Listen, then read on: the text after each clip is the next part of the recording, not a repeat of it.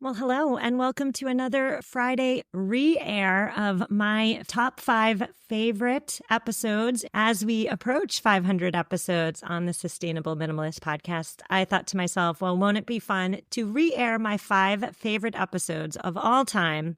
And this week we're doing number 4. I have an intentional living episode for you. It's an interview with author Elisabeth Sharp-Makeda. And what I love about this episode is it's all about number 1, figuring out what matters most in your life.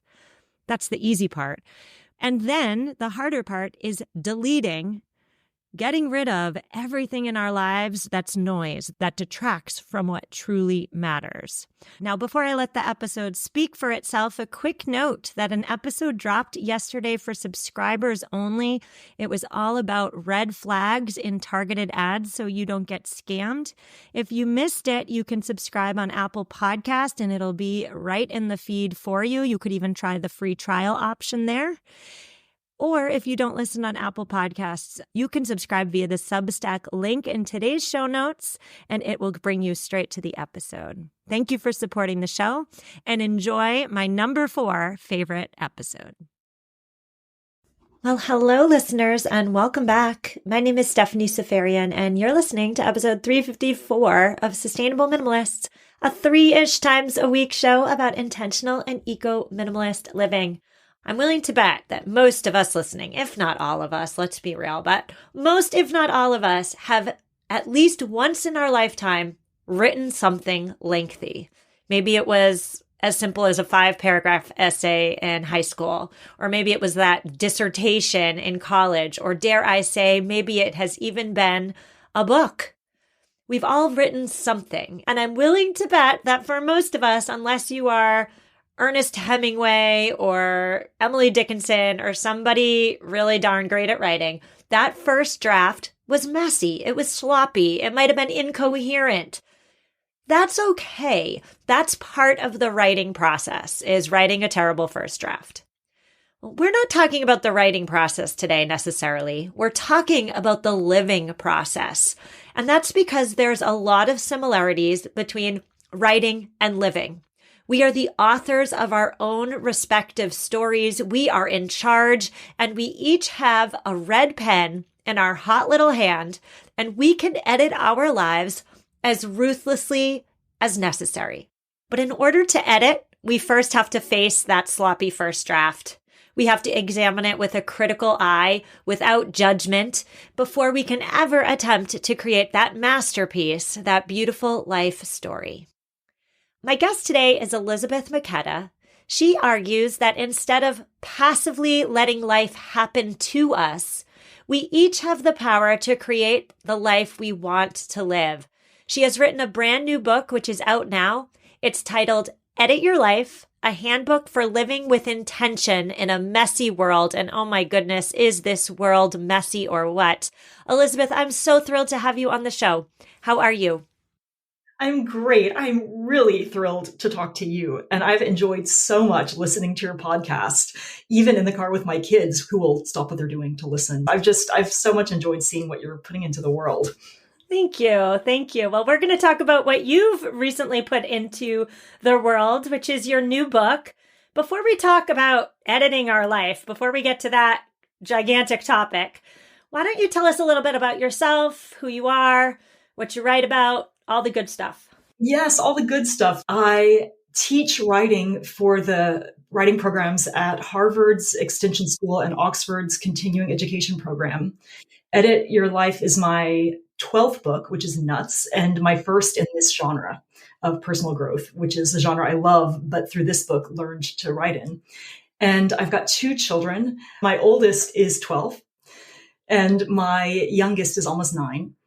And we lived for 3 years in a tiny house after feeling that our life was sort of too big, too much, too complicated. And as a consequence, we were all feeling a little bit too much in scarcity mode. So our way of shifting us all to abundant mode was to make house very small and just what we needed and not a lot of other things to keep track of and have to be responsible for.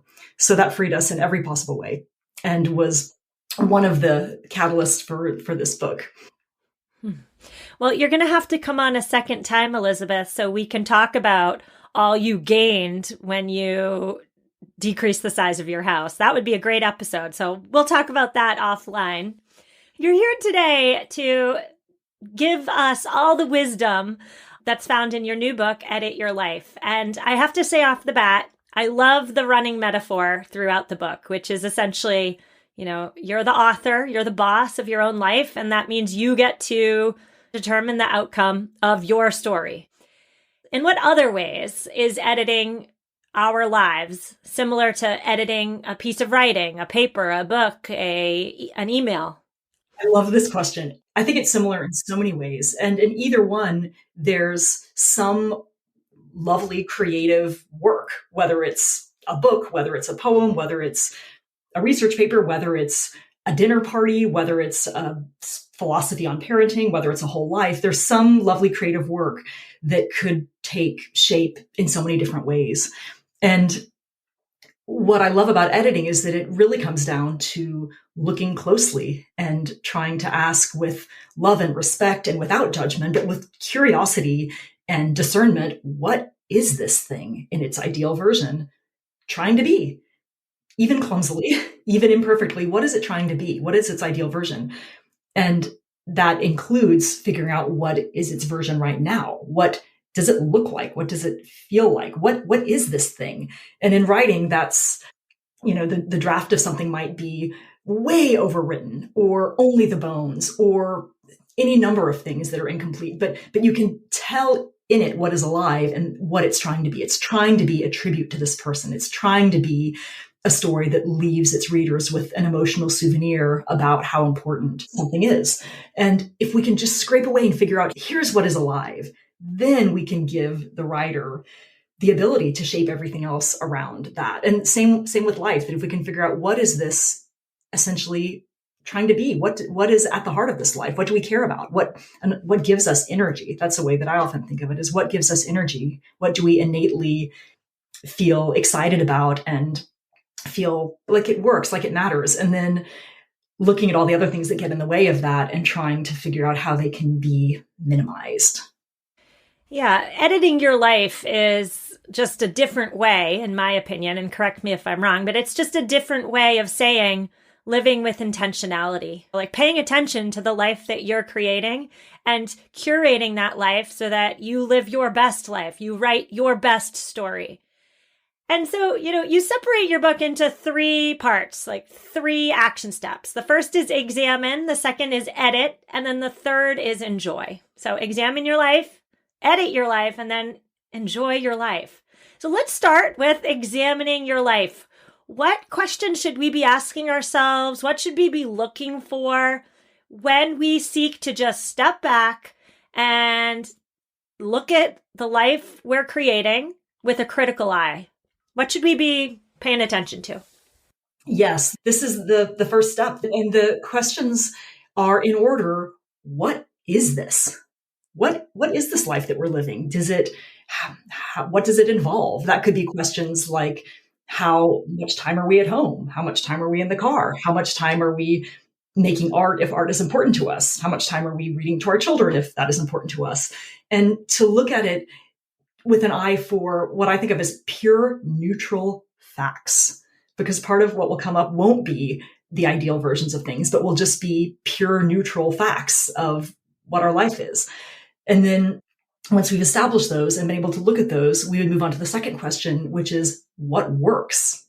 What in this feels like the right direction? What of this are you happy with and do you not wish to change? And there will and should be, some things in there. That there are always a few things that are beautiful and alive and working, however small. And then the next question in Examine Your Life is what doesn't work? Depending on the era, there may be a lot of things that are not working that just feel like they're a disconnect between what you would like for it to be and what it actually is. And so if we can look at those 3 in a way that is pretty clear-eyed and pretty neutral and just say, here's what it is, here's what works, here's what doesn't work. Great, this is good information. And then from there, we can start making changes once we've just understood what we're working with. Yeah, and examine your life without judgment. Just take on an inquisitive eye and don't attach feelings or emotions or guilt or resentment or anything to what you find out through the process of examining, I think is also really important. You suggest in your book to ask yourself a very simple question, a simple but profound question. And after reading your book, Elisabeth, I must say I've started just asking myself this question here or there throughout my day for little things, for big things, and everything in between. The question is, what is my first choice? Simple but profound. What is my first choice? Talk to me about the paradox of choice. First of all, what is the paradox of choice? And how does this question play into that? I'm thinking about myself personally. I always have a first choice, but I almost never go for the first choice. I never try for it. I never reward myself with my first choice. My go-to is always to convince myself that, no, I don't need the first choice for whatever it is, for what I want for dinner, for anything, for what I want to do, go on vacation next year, whatever it is, my first choice, I always temper that. So talk to me about the paradox of choice and why we should all be asking ourselves, what is my first choice? Yes, I love this question, and I am excited to answer this question. But first, I would love to fling a question back at you, because I think that is such a common feeling, one that I've certainly felt before too. Why do you think it is that you and I and so many people are tempted to temper our first choice? What do you think is the psychology there that makes a first choice feel so somehow scary? So I've been asking myself this question as well, Elisabeth, and I think a big part of it is sociological. A woman is supposed to be selfless and put everybody else's first choices before her own. I think that comes into play a lot in my life and in my house. And so my quote unquote purpose, and I don't believe this, but I act this way, actually, I really do, is to facilitate everybody else's first choice. And my wants then often get pushed down. Yes, I think that makes a lot of sense and feels very familiar, and makes me think about a eureka I had when I read this incredible book called The Mother-Daughter Puzzle. She uses this phrase that just gave me the chills, which is a form of inherited sexism that inadvertently mothers pass on to daughters, to daughters, to daughters, by this very idea of, she gives the example of, if you're in a comfortable seating place, often the women will sit in the least comfortable chairs to leave the most comfortable chairs, presumably for somebody who's more worthy of them. And so one of the things she suggested is that we never scold our daughter for taking the best chair, or getting the best seat on the boat, or taking the biggest piece of cake. I don't know. But it really woke me up to thinking about how much that is an inherited. I mean, I certainly have felt that that's what a good mother should do. And I've certainly felt that that's something that is pretty pervasive among women. So I think that's so interesting. And that makes a lot of sense. And also, I wonder if part of it is that it's scary to want a first choice, because if we don't get it, we're going to be really bummed. So it's easier to, I guess, I don't know, maybe it feels like practicing non-attachment to not want them. So to your question, the paradox of choice is the idea that the more choices we have, at first, we might think that sounds great.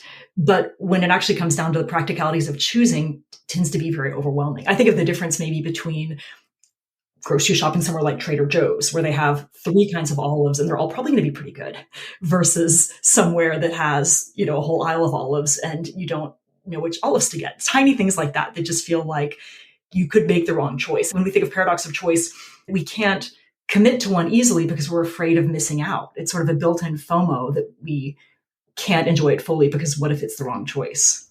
Right. We think we want a ton of choices. We think we want to have 20 shirt options to wear. But when we have 20 shirt options, it makes it harder to pick the choice that's best for us. I think that's what you're saying. Yes, exactly. That having a few of something that works is often easier. So yeah, so the paradox of choice in terms of the first choices, I think can be a total paradigm shift, whether it's with books or clothes or activities or foods, but to just look at this sort of wide spectrum of all the possibilities and identify this very, very small amount that is relevant to us if we're choosing honestly, and with an eye for what we actually want, it really liberates us from a whole lot of time and energy entertaining things that we don't actually want. What I hear you saying there, Elisabeth, is ask yourself, what is my first choice? And then if the chatter comes up telling you all the reasons why you shouldn't go for the first choice, you shouldn't try to accomplish that goal, you shouldn't have that for dinner, you shouldn't this, you shouldn't that, shut the chatter down and go with the first choice as best you can. Is that correct? I would say that if the first choice doesn't cause trouble for anyone in the universe in any major way, that why wouldn't you go for the first choice? When I think about this, a story comes to mind about my wonderful mother, who we always grew up hearing her talking about her guardian parking angel. And it was this sort of wonderful form of mother magic and mother nonsense that we all sort of marveled at, that she would always say, whenever she was going to park at school or park at a concert, she would always get close to it and say, "Okay, Gloria, find me a good parking place right in front." And she would drive to the front and there would always be somebody pulling out. Always. And on one end, it's, lovely mother magic nonsense. But on another end, if you go looking for the four-leaf clover closely for a while, you'll probably find one. If you go to the front of the parking place, there's just a good chance. I think that when we don't put first choices into the realm of possible, they're not able to happen. But again, I think that the sort of footnote is, does it cause trouble for people in the universe? And I think if it's something small like dinner, or like finding a way to spend more time doing the thing you love, be it podcasting or writing or making art, that doesn't hurt anybody. That gives energy to the person doing it, but it doesn't cause any mischief. And it seems just like a principle that if applied with some common sense could probably benefit most of our days in small and big ways. So we are examining our lives. We are examining them with an impartial eye. We are impartial observers. What do you say, though, to listeners who are impartially examining their life and they don't like what they see? I think that is really good information. That is really good information. And that is really, really hard when that happens. And I'll share two moments when I felt that way and was really kind of mortified at what I saw. The first was when I had a brand, you've talked in your podcast about just the difficulties of being a new mother. And I really appreciated what you said about it, of just sort of looking around and feeling like this seems to be easier for everyone else than me. And I think that's probably what all new mothers feel, but I certainly felt that. And one of the things that I assumed I would feel is that I wanted to be home with her all day long, because that was what the women I admired and loved had said was the most fun. And what I found is that obviously I loved her and I loved being with her. And I also was hungry to work, and I was hungry to write, and I was hungry to have a little bit of time carved out to create my books and my work. And for me, motherhood and writerhood came the beginning of the same decade when I was 30. So I found that I was actually a happier mother when she was at school for 4 hours a day. And that was something that, again, was so small, but it was something that really was not the paradigm of parenting that I went in expecting. I expected to want to be home all the time and be doing fun games and be doing all sorts of things. But I was sort of better at it when I had met my own first choice need of writing, and then could go into the day and go to the park, play on the floor. I just had more patience. But I didn't think that reflected very well on me in terms of my mothering paradigm. Another time when I looked at my life and found that I didn't really like what I saw was when I observed that I was not very good at focusing on people when I was at home. And, Idaho is a wintry, landlocked place. Like, you're not outside all winter. Like, you're inside. Things take place, like Boston, things take place in the home. And yet at home, I was always doing dishes, wiping counters, picking up toys, seeing what the dog had eaten. I just couldn't focus on a person in the way that I felt people deserved focus when I was at home. And I found that I was a more engaged friend, parent, spouse out of the house. If I wanted to get into a, good streak with spending time with my kids after school, best to go to the Discovery Center or the park or the zoo or the cafe, just because I knew they would get a better version of me. I think that when we examine and find things that we're uncomfortable with, I think our first feeling is sort of horror at having let that become us. And then I think the second step is to think, well, okay, if this is what it is, what do we do about this? Well, you bring us perfectly to step 2, which is the editing portion, the actively editing portion of intentional living. And I'm going to ask you all about that because that's where things get really hard, I would say. So we're going to talk about editing after a quick word from our sponsors.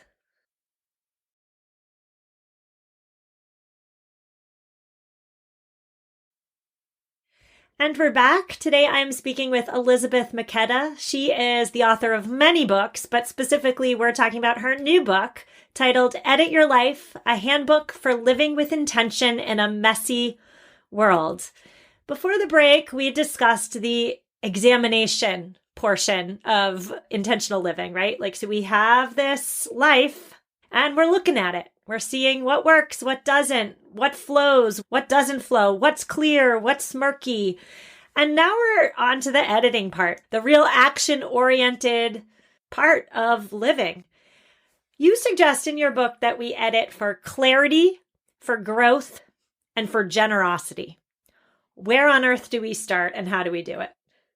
Let's start in order and let's start with clarity. And one of the things that you have said in your podcast that I love so much and that really hit home in thinking about clarity and editing is you have used the term umbrella to talk about minimalism. And I think that that's a wonderful way to think about any sort of intentional direction that we're living in, whether our organizing principle is minimalism or portability or frugality or whatever it happens to be, freedom, that if we can sort of think, this feels good, this is going to be the thing, the lens through which we make most decisions. All the tiny questions just become easier to answer if we know with some clarity, this is the goal. This is what is important to us. This is what we're going to be willing to sacrifice for in terms of putting it before other things. Yeah, I just want to jump in there and say, when you read a book, one single book cannot be about everything, right? And one single life cannot do absolutely everything well. I feel like in my 20s, I wanted to be this and that and do this. And like I flitted around, right? But now I'm in my late 30s, almost 40s, and I'm realizing that my life, my book would be most impactful, would leave the biggest legacy if I honed in on like, what is my goal? What is my purpose? And make that be what my book's about. So instead of being about all the things, let's really get intentional about what I am best suited to do on this planet. Does that speak to you at all? Yes, I'm cheering for you from my seat. This is exactly what speaks to me. And Laura Vanderkam, who is an author I love, has described humans as needing to have a few core competencies. And that, I think this is wrapped up in this discussion as well, this idea that we're not going to do everything well, but there are a few things that only we can do. I've come to think of what are the things I would like to leave? What would I like written on my tombstone? What would I like to be remembered for? I have come to think of it as this sort of little, I don't know, geometrical shape, maybe a triangle, maybe a square, but of a few different areas. And for me, it's work, love, and play. Like those seem like the ones that are big enough that they encapsulate all that I need to fit in them, but they require different energy. And answering those for myself, I've come to think that in work, I want to write big stories that only I can write. And in love, I want to nurture creative communities. And in play, I teach, and I think of that as the absolute most fun thing. And I think that links my love of people to my love of writing. And I want to nurture people who are going to create big, brilliant books. And that's really, those three are really it. And then I need to obviously, eat well and move sometimes. But aside from that, everything is negotiable and everything can be off my list in some form, or at least can fall after that. It's, obviously I need to sometimes clean the shower, but if I'm doing those things every day, if I'm nurturing my work and if I'm nurturing my students and if I'm nurturing my family, like that's all right. That's a good day. That's a good day, even if a whole lot of things fall through the cracks. And even if I do a little bit in each of those areas and they're sort of only lit up a little bit, that's still something. But I think having a few things like that really does take a lot off the plate and helps me certainly with what you were saying in one of your earlier podcasts about abundance and scarcity, that I find that when I don't identify just a few things that are really where I need to be putting my energy, I feel that energy is very scarce and just very scattered. And so thinking through that question really helps put the energy where it can make the most difference. Hmm. And being okay with letting go of the aspects of yourself or the things you want to do that actually don't fit as you grow and mature. There was a time in my life I was sure, I wanted to be a skydiving instructor. And I was really gung-ho about that. And it just doesn't fit these days with the person that I have become and continue to go down that path of this is who Stephanie is. And this is what Stephanie's book, her legacy, is going to be, or what I want it to be, right? Skydiving is out in left field. It doesn't fit. And it's about, I think, in the editing portion, saying goodbye to the skydiving instructor, Stephanie, and being okay with it and knowing that that could be an interest, but it's not a core part of my story. I think that's what you're saying there. But where does the generosity piece come into play? How do we edit for generosity? Well, I think of editing for generosity as exactly what you're talking about, that thinking of the great work that is our life, who will it benefit outside of us? And I think that's the question, that if we ask that question, which of course you ask through your work, through your parenting, through your podcast, through your book, that I try to ask through the things that I do, that it's just a single one step beyond this. That feels like the phrase that I use in the book is adding to the green, just adding to the world that will outlast us in some small positive way. Yeah. So I must say, pat myself on the back, I suppose, but I don't have those concerns personally. I feel like this podcast is my way of hopefully leaving a little bit of a better mark on the world after I'm gone. But there are plenty of people in my life who say to me often, I don't feel like I'm making a difference, or, my 9 to 5 is just office drudgery, or, I'm not living beyond myself. Do you have any words for those people? I love that phrasing, the living beyond ourselves. And I think that would be the first question that I would ask, that I would urge someone who's in that situation or in that feeling to ask, is if you're going in the direction of your energy and of what feels good to you, what would be a direction that you would like to live beyond yourself? What is something that you do feel you would like to give, even if right now you don't have the bandwidth for it? And for some people, the answer will be political, I would love to run for city council. I would love to just canvass for my friend. I would love to donate for this to this nonprofit. I would love to make calls with this cause. I would love to do something like that. For others, it will be, I would love to just make music, or I would love to spend more time with my nieces and nephews. There's always something that just feels like that unfinished thing. It's one thing that just feels like if I had more blank time, energy, money, bandwidth, that would be great. What you called last in one of your podcasts, if only. And I think that that's a great place to look. And when we're doing the exercise of looking at the page of our life as neutrally as we can, I think that the if onlys are a really good place to look, because that is where we wish we could go beyond ourselves a little bit more. And there will always be areas where we won't. There will be plenty of areas where we feel like enough is enough. And I don't have any aspirations in that area. But those places where we feel, if only, I would do that. That's where we should look first. So my advice to someone who feels that they would like to go a little bit beyond themselves would be to ask in which direction that beyond might be. And then to just make a short list of what that could look like. Maybe go a little further to ask what would be the minimum amount of time that could feel like I was making a difference in that direction. Is it an hour on the weekend to make music? Or is it 2 hours once a week to volunteer? Or is it coffee with my nieces and nephews? What's the minimum thing that could feel like it goes a little bit beyond and just opens that door beyond just meeting the bare necessities?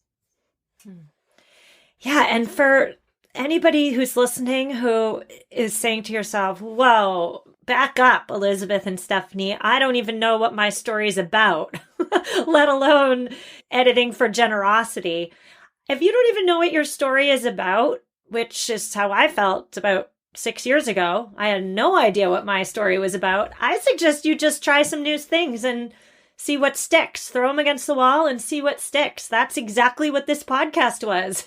I examined my life and I didn't like it at all. I was irritable and angry and sad, and I didn't feel as though I was contributing to anything or anyone outside of my home. And so I literally, within an hour, I didn't think much about it. I started a podcast and here we are. So try some new things. Some will fit and some will not, but that's the beauty of living, right? This is your story. It's your chance to just try new stuff and self-actualize into the person you are meant to be, the best version of you. This is exactly what I'm saying. And I love that example and the throwing things against the wall. That feels exactly right. And in writing, one of the exercises that I'll always ask my students and my writers to do is to just create what we call compost. Just to free write for 5 minutes or 8 minutes on anything. Here's a prompt. Something I inherited that I won't pass on.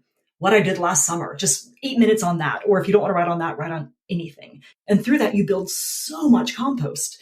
And they're all just ideas. None of them have any obligation to last or to stick, but they're all yours and you created them all. And then from there, you can sift through it and decide which of these could become something else. And I think that's the same with life, that we throw spaghetti against the wall and the podcast stuck.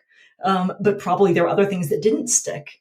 And in my own experience, same thing, when I was trying to figure out how to do more of the things that I loved, how to do more writing, how to do more teaching. There were so many things that I tried that lasted a week, a year, and the ones that I loved and that I was good at and that there was a need for have stuck, but the rest didn't. And I can't even remember all of them. But that feels like a really wonderful way to just try the things without overthinking them, without overworrying our lives. Yes, podcasting stuck, but skydiving did not stick. And that's okay. That's okay. So we need to move on to step 3. We've examined, we've edited, and now we need to enjoy our lives. And, I think at the end of the day, we're all united in that we just want to be able to enjoy our lives. Yet, 2023 living is so darn frenetic, and that's to say nothing about the gigantic issues that we face environmentally, politically, ethically. Like, I could go on. And I'll be honest, when I start to think about all the problems, I can really start to feel pretty darn depressed. And that's the opposite of enjoying my life. So I'd love to hear your thoughts on enjoying our lives in 2023 when there's so much stacked against enjoyment. Yes, I agree with everything you say. And I agree that it is stacked is a good word. That I think often when we think about just standing on the ground in our world today, it feels like there are so many things in any given direction that we could worry about, and that I do worry about, and that I think probably all of us are worrying about because they're real and because they're not going away in the way that we would like them to. I think that we aren't being fully honest if we ignore the things that feel like they're stacked against us in that way. And so when I think of enjoying, I think of doing the best we can with these principles that we've built, figuring out what our life is about, what we enjoy, what changes we need to make, big or small, and which ways we can edit for those organizing principles, for those umbrellas that feel most meaningful for us. And in doing that, letting go of the things that aren't serving the book of our life, this great work. And that doesn't mean we'll never think about them or we'll never worry about them, but that we'll create some guardrails so that we keep our attention focused on the things that we do want to double down on and that we do feel we can make a difference with, and that people who do need our love in an active way and need us in a way that's not our frazzled, pulled apart selves, but when we're present, when we're there.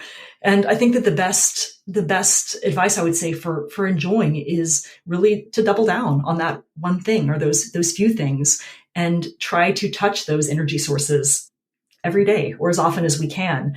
And I think that's often the best that we can do for an ordinary day.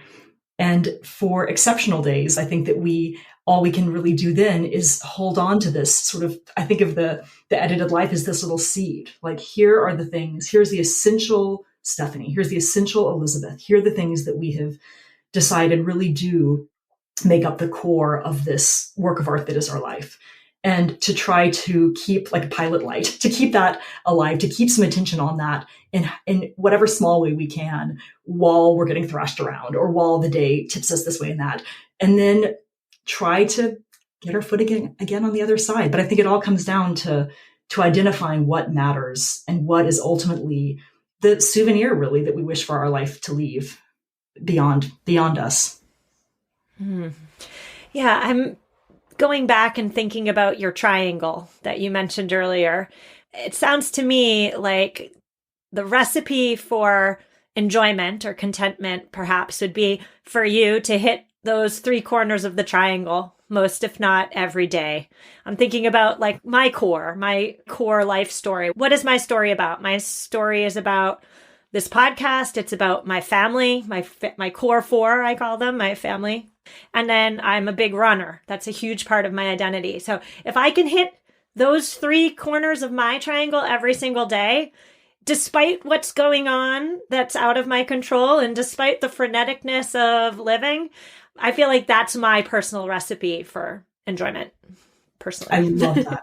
I love that, Stephanie. And I think that's exactly right, that's your work, that's your love, that's your play. And I could probably make an argument that minimalism feeds into all three, because that does seem like your core word, or maybe sustainability fits into all three. If you're running, you're sustaining your body. So it just seems like knowing what these things are and maybe even what connects them. Yeah. And touching them each day. I think that's really it. I think that is really, really it. What are the three things, work, love, and play, that will make this a good day, whatever else happens? What a conversation, Elisabeth. This was such a good way to start my day. Listeners, we're recording bright and early, and I'm just so excited to go about my day with this conversation under my belt. Tell us, Elisabeth, your book is out now. Where can we find it? And what are you most excited about for listeners to learn that we didn't get to cover today? Thank you. I'm so excited about this book. It can be found at any bookstore. Your local bookstore is a great place to start. And what I'm most excited about is part of the launch and to celebrate the book and to bring my excitement about these principles out into the world.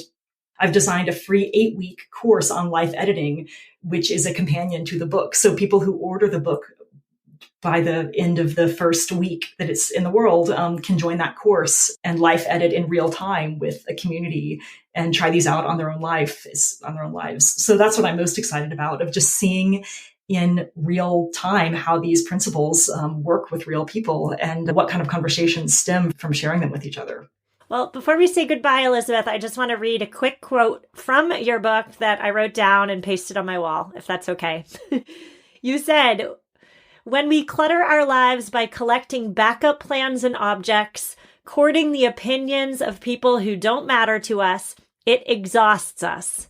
And when exhausted, we miss what matters." So doesn't that just bring together what this show stands for and our conversation today? I love it. Thank you so much for coming on, Elisabeth. I wish you so much success.